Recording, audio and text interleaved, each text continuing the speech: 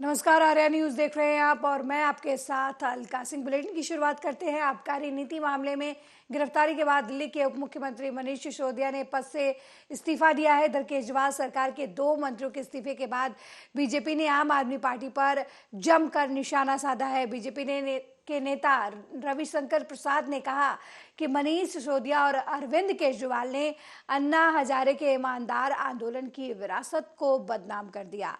उन्होंने कहा कि स्कूल खोलेंगे, आप शराब की दुकान खोल रहे हैं। पूरे भारत में ऐसा कहीं नहीं है। जो शिक्षा मंत्री है वही शराब मंत्री भी हैं।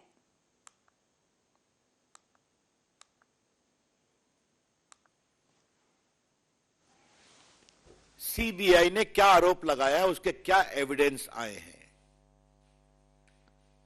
एविडेंस डिजिटल है, एविडेंस फिजिकल है।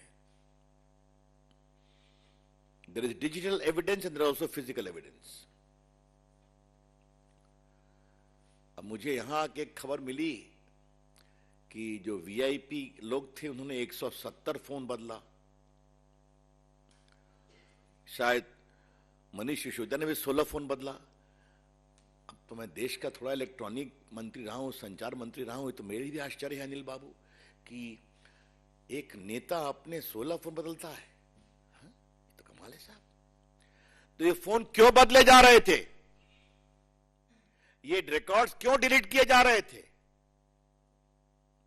आप तो बिल्कुल पारदर्शिता की प्रतिमूर्ति हैं। यही दावा आप करते हैं कि आप और अरविंद केजरीवाल हिंदुस्तान में एक नई पारदर्शिता को लेकर के आए हुए हैं। This question becomes very relevant mister Sisodia, because whether you or whether your leader Mr. Kejriwal, they keep on giving certificate of honesty. He is honest, he is dishonest. And you are only deleting. You have shamed Anna Hazare. आपने अन्ना हजारे के ईमानदार आंदोलन की विरासत को बदनाम किया है। और दिल्ली में सबको शराब पिला के क्या करना चाहते हैं आप? कहा था कि हम स्कूल खोलेंगे, आप शराब की दुकान खोल रहे हैं। और थोड़ा मेरा राजनीति का अनुभव है, ये पूरे भारत के देश में कहीं नहीं सुना है कि जो शिक्षा मंत्री है वही शराब मंत्री भी है। ये तो और कमाल की बात है। केजरीवाल साहब को क्या कहा जाए? अभी हम लोग गए थे, अनिल बाबू भी थे गुजरात के चुनाव में, तो वहां देखा उनका भाषण कि आईबी हमको रिपोर्ट दे रही है कि हम स्वीप कर रहे हैं। तो हम दोनों बात कर रहे थे कि आईबी की रिपोर्ट इनको कहां से मिल गई, वो भी स्वीप करने की।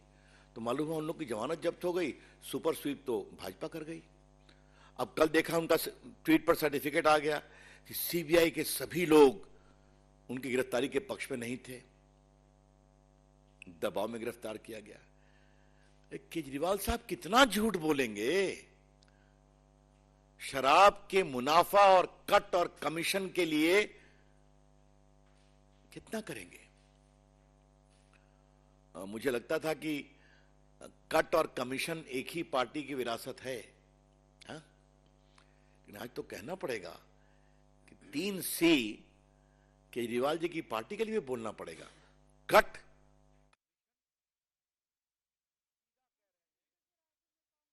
महाधिवेशन चल रहा था। इस महाधिवेशन में कांग्रेस के तमाम नेता अपनी बात रख रहे थे और आगे की रणनीति पर चर्चा कर रहे थे। वहीं अब इस महाधिवेशन का एक वीडियो सोशल मीडिया पर जोरों से वायरल हो रहा है, जिसमें कांग्रेस नेता कन्हैया कुमार बीजेपी पर अपने शब्दों के तीर छोड़ते हुए नजर आ रहे हैं।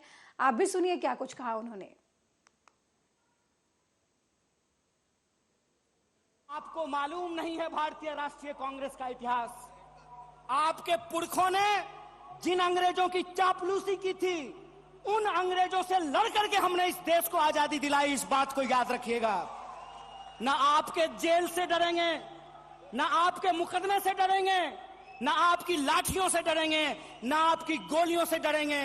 भारतीय राष्ट्रीय कांग्रेस इस देश की पार्टी है और इस देश के हकूक के लिए लड़ती रहेगी। इस बात को याद रखिएगा।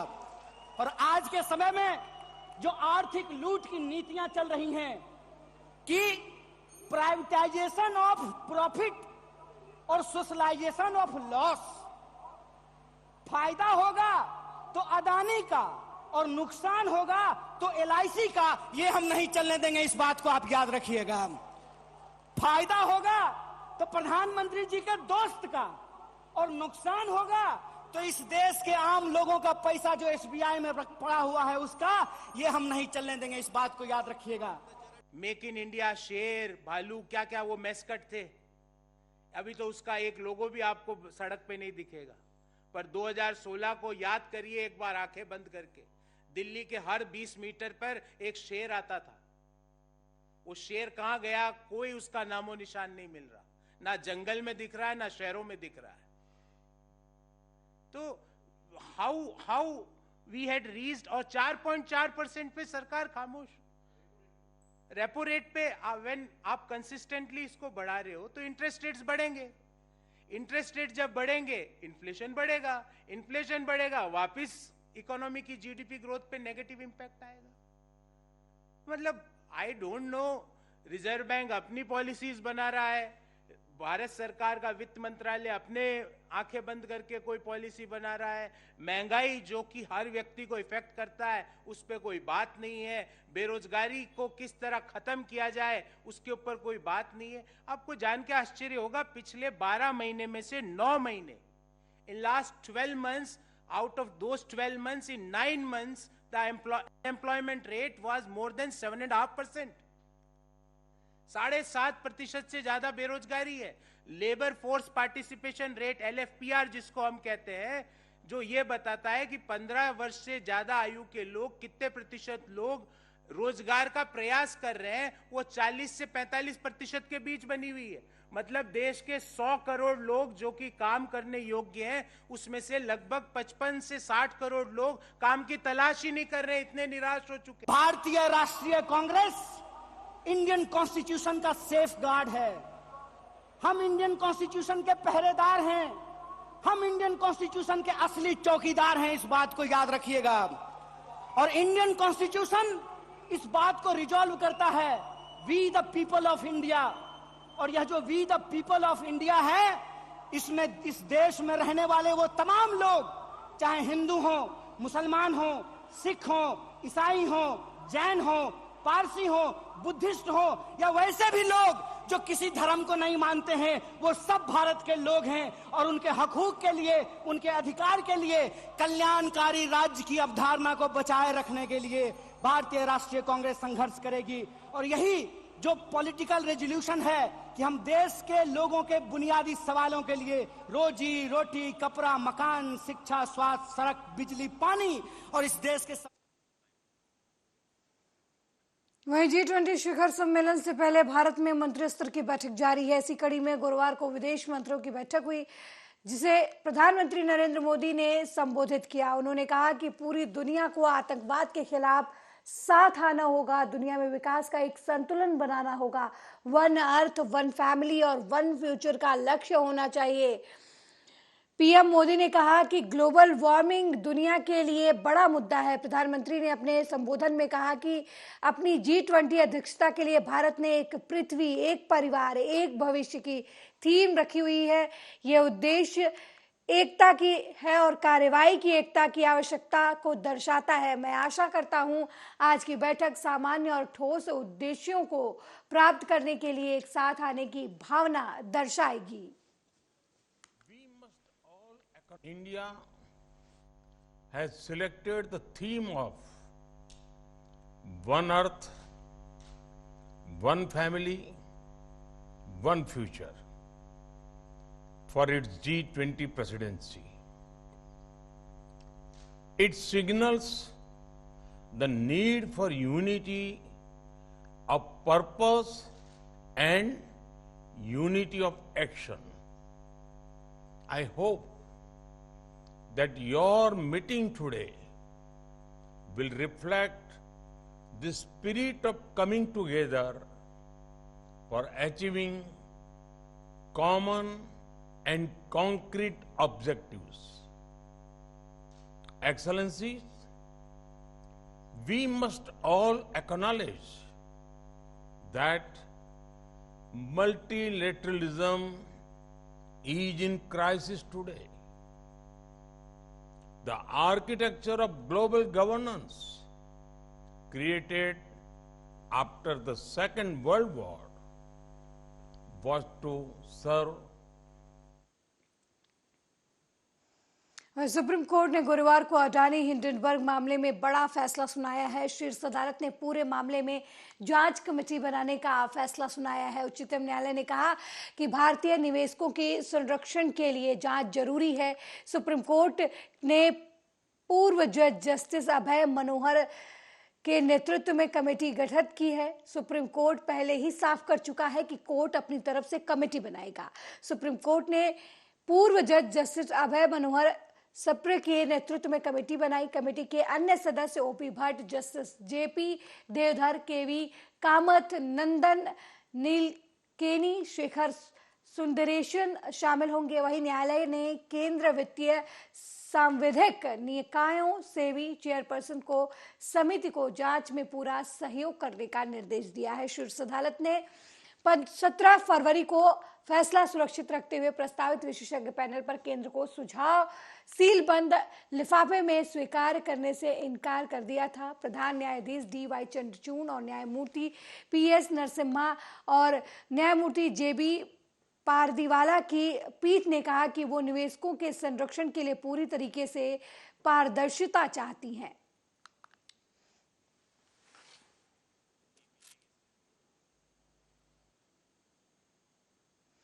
वहीं उच्चतम न्यायालय की संविधान पीठ ने व्यवस्था दी है कि निर्वाचन आयुक्तों और मुख्य निर्वाचन आयुक्त की नियुक्ति प्रधानमंत्री, नेता प्रतिपक्ष और भारत के प्रधान न्यायाधीशों की समिति द्वारा की जाए। आदेश देते हुए सुप्रीम कोर्ट ने कहा कि PM, CJI और विपक्ष के नेता की कमेटी द्वारा CEC और EC की नियुक्ति होगी। इसके अलावा कोर्ट ने यह भी कहा कि CEC और EC को समान संरक्षण और हटाने की समान प्रक्रिया होनी चाहिए।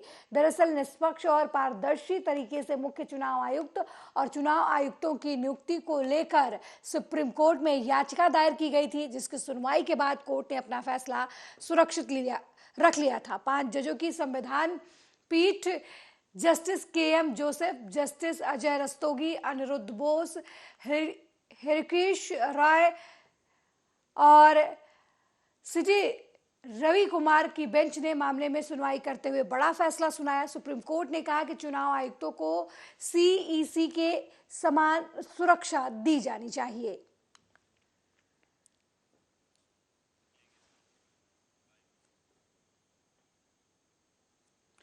वहीं पंजाब के मुख्यमंत्री भगवंत मान आज यानी गुरुवार दोपहर 3:30 पर केंद्रीय गृह मंत्री अमित शाह से मुलाकात करेंगे। इस बैठक में खालिस्तान समर्थक अमृतपाल सिंह के समर्थकों की तरफ से हाल ही में अजनाला पुलिस थाने पर किए गए हमले और राज्य की कानून व्यवस्था पर चर्चा होगी। CM कार्यालय में एक वरिष्ठ अधिकारी ने कहा कि CM मान को शाह के साथ गुरुवार दोपहर का समय मिला है। उनसे अजनाला कांड पर विस्तृत चर्चा होने की उम्मीद है। गृह मंत्रालय को अलग अलग स्रोतों से इस घटना पर प्रतिक्रिया मिली है। राज्य इस मुद्दे पर केंद्र से समर्थन की उम्मीद कर रहा है। केंद्रीय मंत्रालय की तरफ से हाल ही में पंजाब पुलिस से अजनाला की घटना पर विस्तृत रिपोर्ट मांगने के आलोक में ये बैठक प्रासंगिक हो गई है। अधिकारी ने कहा कि अजनाला की घटना राज्य के लिए एक चेतावनी है। इसके लिए कार्य योजना बनाने की जरूरत है, क्योंकि राज्य अतीत में देखी गई उथल पुथल के लिए तैयार नहीं है। माना जा रहा है कि खुफिया एजेंसियों ने भी इस घटना पर एक अलग रिपोर्ट साझा की है।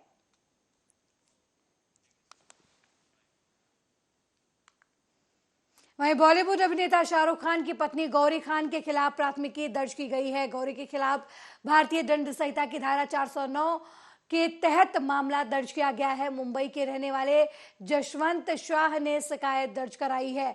शाह ने आरोप लगाया है कि जिस कंपनी की गौरी ब्रांड एम्बेसडर हैं, वो अपनी कंपनी 86 लाख रुपए लेने के बावजूद फ्लैट का कब्जा देने में विफल रही। शिकायतकर्ता का आरोप है कि लखनऊ के सुशांत गोल्फ सिटी इलाके में तुलसियानी गोल्फ व्यू स्थित फ्लैट किसी और को दे दिया गया। गौरी के अलावा Tulsiani construction and development limited के मुख्य प्रबंधक निदेशक अनिल कुमार तुलसियानी और इसके निदेशक महेश तुलसियानी के खिलाफ भी शिकायत दर्ज कराई गई थी। शिकायत में कहा कि उसने ब्रांड एम्बेसडर गौरी खान से प्रभावित होकर फ्लैट खरीदा था।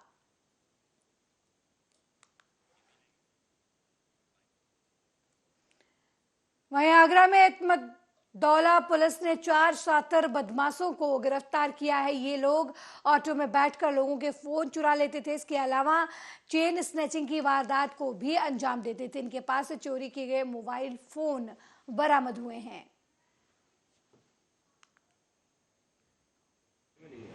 आगरा पुलिस कमिश्नरेट के थाना एतमदौला में 4 शातिर अपराधियों को गिरफ्तार किया गया है, जिनके नाम हैं अजहर पुत्र अताउल रहमान, और दूसरा है मुन्ना पुत्र साहिबा, तीसरा है गोलू पुत्र जमील और चौथा है अमन पुत्र अख्तर। ये चारों एतमदौला थाना क्षेत्र के रहने वाले हैं। इन चारों को पुलिस ने गिरफ्तार किया है और ये शातिर, चोर और लुटेरे हैं।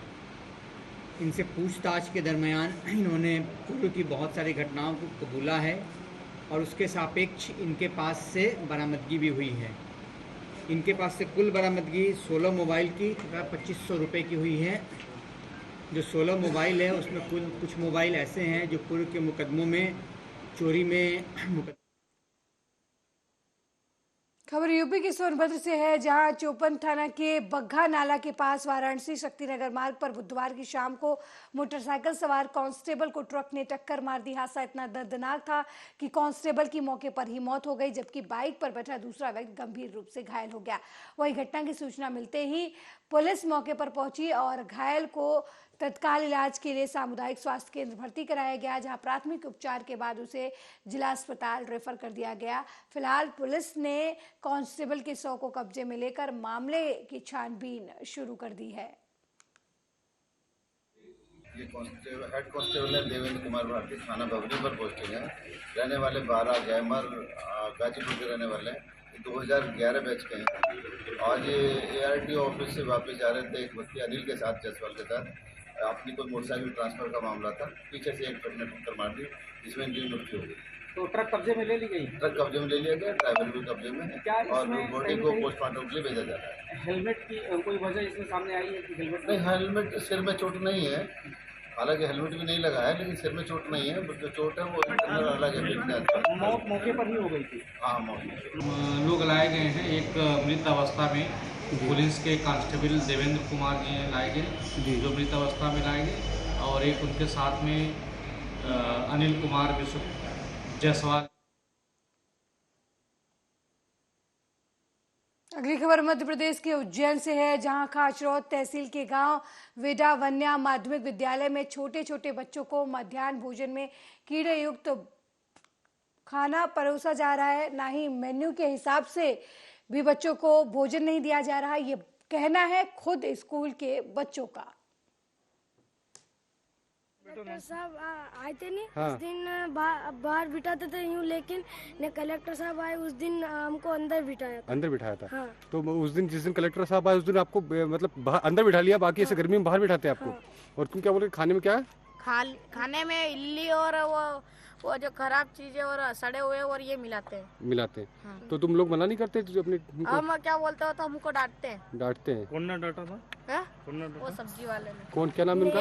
जैसा मिल रहा है वही खाओ। 26 जनवरी के दिन वो बोला था नहीं, न्यू हम थाली 2 के रखते थे, तो वो एक अध्यक्ष है यहाँ के, उन्होंने बोला कि तुम 2 के मत रखा करो, तो भी यूँ बोले कि 2 के न बस। कीड़ों की शिकायत के बारे में जहाँ तक मेरा सोचना है, ये घुन होते हैं धान में जो पड़ जाते हैं, वो बच्चों के द्वारा मेरे को बताए गए थे एक आध बार। तो उससे मैंने मध्याह्न भोजन वालों से संपर्क करके उनसे कहा भी सही तो बोला कि सर अफवाह स्वरूप हो सकता है, अब नहीं होगी, आपको शिकायत नहीं आएगी। अच्छा, और कब हुई थी शिकायत? तो बच्चों ने कब करी थी आपको? बच्चों ने तो समथिंग महीना भर हो गया। अच्छा, तो सर एक शिकायत ये भी थी कि बच्चे जो कलेक्टर साहब अगर अभी आए थे कुछ दिन पहले, तो बच्चों का ये कहना था कि जब कलेक्टर साहब आए थे तो ही हमको एक क्लास के अंदर बिठा के खाना खिलाया जाता है, अन्यथा बोले हमको बाहर खाना खिलाया जाता है, ऐसा करके शिकायत भी थी। जी, यहाँ पर क्लास में बैठ के खाने की व्यवस्था नहीं, आप देख सकते हैं कि सभी दूर टेबल है।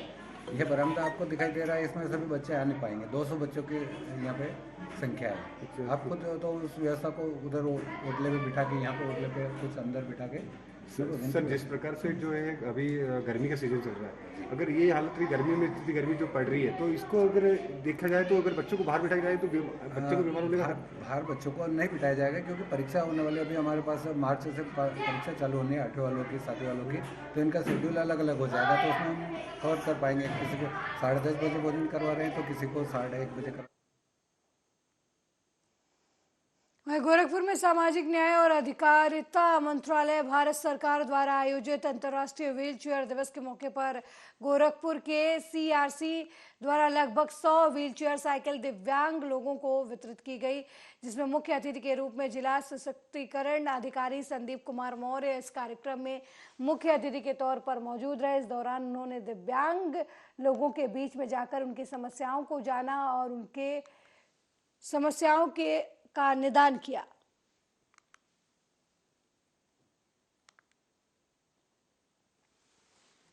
दिव्यांग भाई बंधुओं को अंतर्राष्ट्रीय व्हील चेयर्स डे के लिए बहुत बहुत शुभकामनाएं देता हूं। और इसी आयोजन के तहत सीआरसी गोरखपुर और एहसास एनजीओ द्वारा आज व्हील चेयर्स की रैली का आयोजन किया गया है।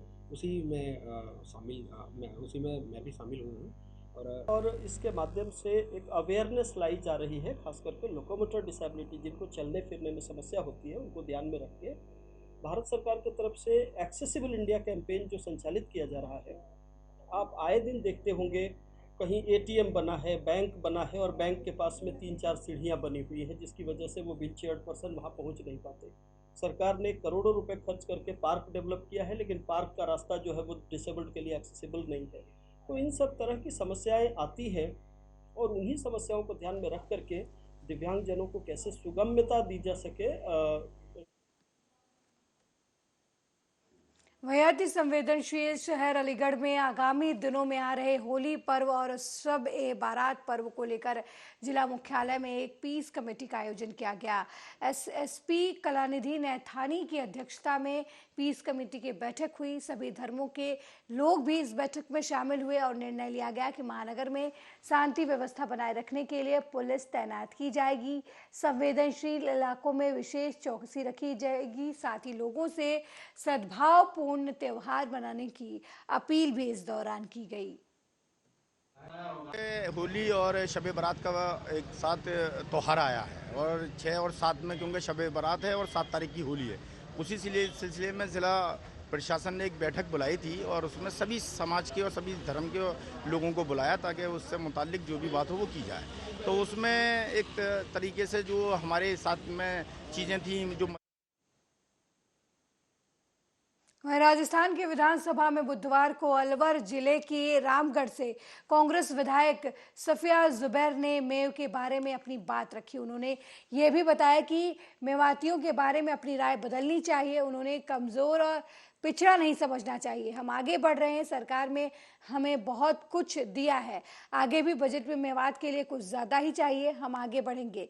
विधायक सफिया जुबैर के रोचक बयान पर चर्चा तेज हो गई है। सफिया का ये बयान ऐसे समय आया है जब विधानसभा चुनाव की तैयारी हो रही है, इसके कई मायने निकाले जा रहे हैं। सफिया क्षेत्र की चर्चित विधायक हैं।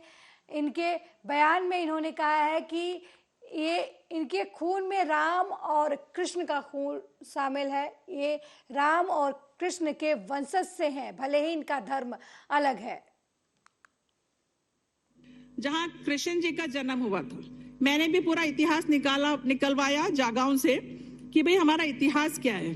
तो उस इतिहास में निकल के आया कि मैं तो राम और कृष्ण के वंशज है। चाहे धर्म का परिवर्तन हो गया हो, कुछ भी हो गया हो, लेकिन खून तो आदमी का नहीं बदलता, खून तो हम में राम और कृष्ण का ही है। तो इस बात को आप लोग ध्यान में रखें सब लोग। मेरे साथ इस बुलेटिन में फिलहाल इतना ही। देश दुनिया की तमाम खबरों को देखने के लिए देखते रहिए आर्या न्यूज। नमस्कार।